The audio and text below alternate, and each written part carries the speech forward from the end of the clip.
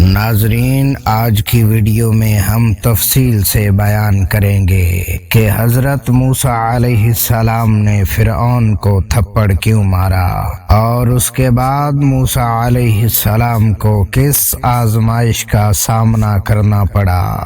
ناظرین، ایک دن فرعون اپنے بھرے دربار میں موسیٰ علیہ السلام کو گود میں لیے تخت نشین تھا۔ ملکہ عالیہ حضرت آسیہ بھی ساتھ ہی تخت نشین تھیں۔ بادشاہ فرعون کے پاس کوئی مقدمہ پیش کیا گیا۔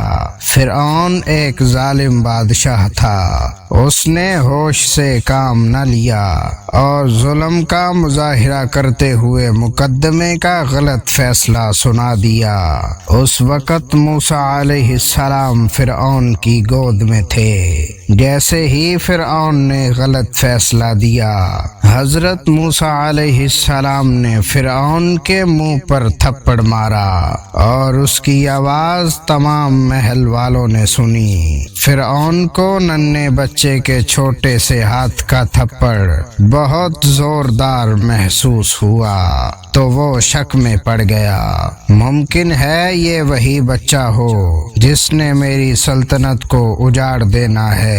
تھپڑ کھا کر بادشاہ فرعون پر سخت گھبراہٹ طاری ہوئی۔ اس نے اس کا ذکر حضرت آسیہ سے کیا اور کہا، میں اس بچے کو قتل کر دیتا ہوں، کہیں یہ وہی بچہ نہ ہو جو بڑا ہو کر میری حکومت کے زوال کا سبب بنے۔ فرعون کی یہ بات سن کر ایک نہیں محل میں موجود دو ماؤں کے کلیجے پھٹنے لگے اور دل ٹوٹنے لگے۔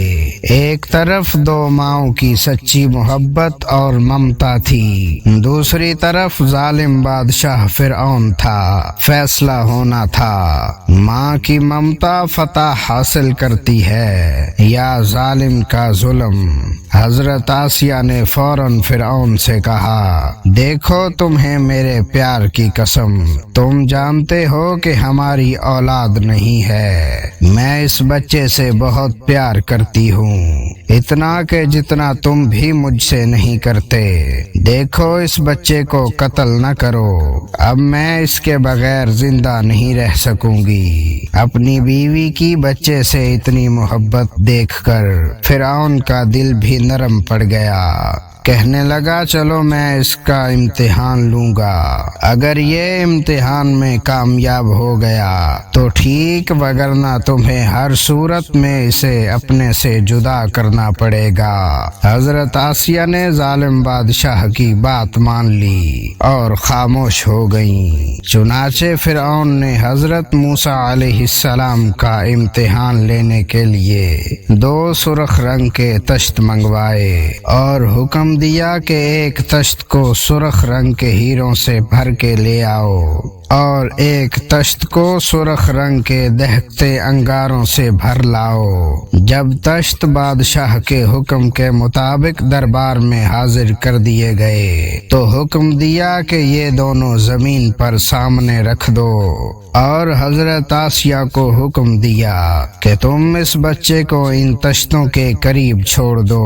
ادھر حضرت آسیہ کا دل ڈوبنے لگا، بچہ تو آخر بچہ ہوتا ہے، اسے ان کا فرق کیا معلوم، کہیں میرا بیٹا ان انگاروں میں ہاتھ نہ جلا لے۔ لیکن قدرت خداوندی نے اس وقت بھی آئندہ زمانے کو دو عظیم سبق سکھائے۔ حضرت موسیٰ علیہ السلام زمین پر چلتے چلتے تشتوں کے قریب پہنچ گئے اور جاتے ہی ہیروں کے تشت کی طرف ہاتھ بڑھایا۔ یہ دیکھ کر حضرت آسیہ تو بہت خوش ہوئی، لیکن فرعون کے چہرے پر پریشانی کے آثار نمودار ہو گئے، کیونکہ فرعون بھی جانتا تھا کہ اگر یہ مستقبل میں نبوت کا دعوے دار ہوا تو یہ بچہ سمجھدار ہوگا، کیونکہ نبی کے بچپن اور امتی کے بچپن میں زمین آسمان کا فرق ہوتا ہے۔ ادھر قدرت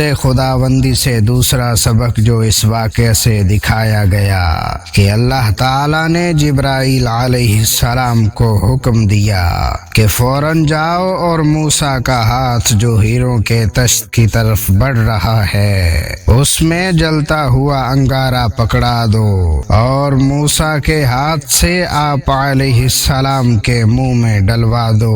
جبرائیل علیہ السلام فوراً آئے اور حضرت موسیٰ علیہ السلام کے اس ہاتھ کو انگاروں سے بھرے تشت کی طرف لے جا کر اللہ کا حکم پورا کیا۔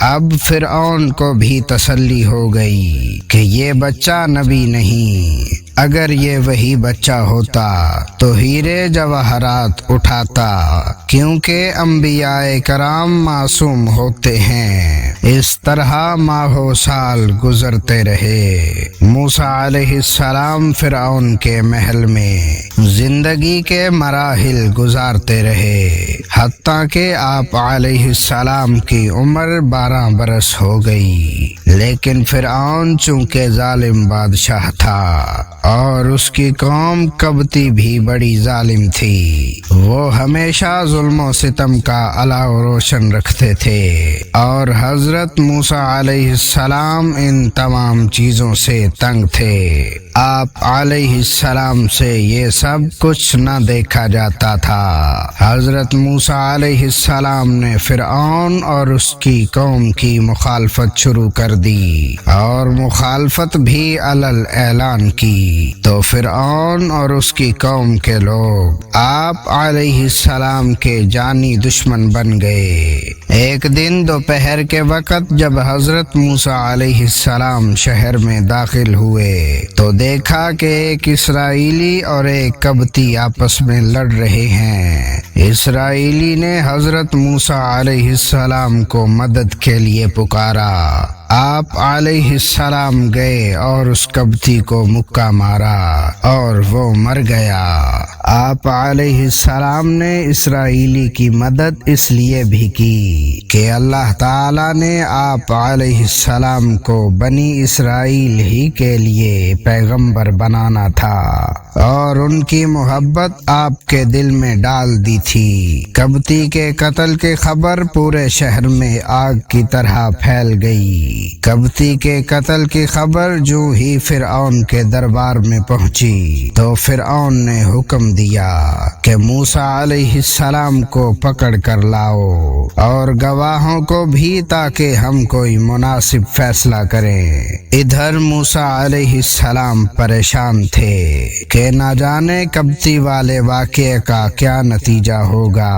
فرعون کے سپاہی آپ علیہ السلام کو دن رات تلاش کرتے رہے، لیکن موسیٰ علیہ السلام انہیں نہیں ملے، اور فرعون نے آپ علیہ السلام کے قتل کا حکم جاری کر دیا۔ حضرت موسیٰ علیہ السلام نے اس لڑکے کی بات سنی تو پریشان ہو گئے۔ یہ لڑکا آپ علیہ السلام کے چچا کا بیٹا تھا، اس کا نام شامون تھا۔ کہا جاتا ہے یہ حضرت موسیٰ علیہ السلام پر ایمان لے آیا تھا اور آپ علیہ السلام کا بہت خیر خواہ تھا۔ حضرت موسیٰ علیہ السلام شہر سے نکلے اور واپس جنگل میں اپنے ٹھکانے پر چلے گئے۔ وہاں جا کر آپ علیہ السلام نے یہ دعا مانگی، اے میرے رب کریم مجھے ان ظالموں سے بچا لے۔ اور پھر حضرت